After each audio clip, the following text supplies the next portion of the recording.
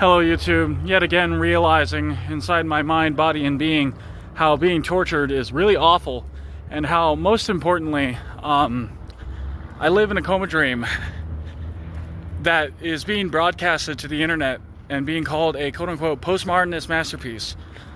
This is the terrible part, because whoever's in control of this so-called postmodernist masterpiece is in actuality, how do I put this? A literal unfeeling monster and a psychopath. I really had to choose my words carefully there. That's why in the jump cut, in the postmodernist masterpiece, there was maybe only a few seconds. I knew exactly what I wanted to say. The guy who controls my coma dream is a monster, an actual like fanged, unfeeling, soulless monster who may have ASPD, and also be a very empathetic one, because I taught him that the root of all righteousness in high school was to have empathy with other people.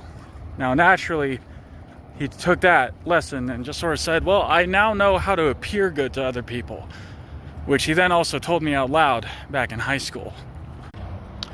Naturally, my hallucinations have now gotten completely worse. I'm now tasting pus from HSV blisters, HSV2 blisters in specific, just in my mouth all the time. And it tastes gross and similar to HSV1, namely that it's full of pus. Yeah.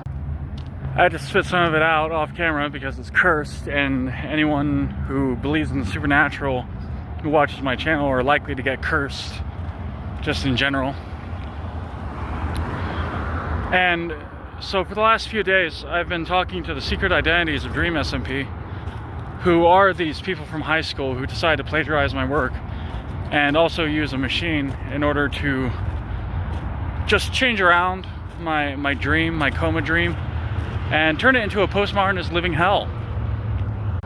It's always been really difficult to stir a reaction out of me, but as it turns out, I still cry just about every 3 to 6 months. I just bawl my eyes out and sob.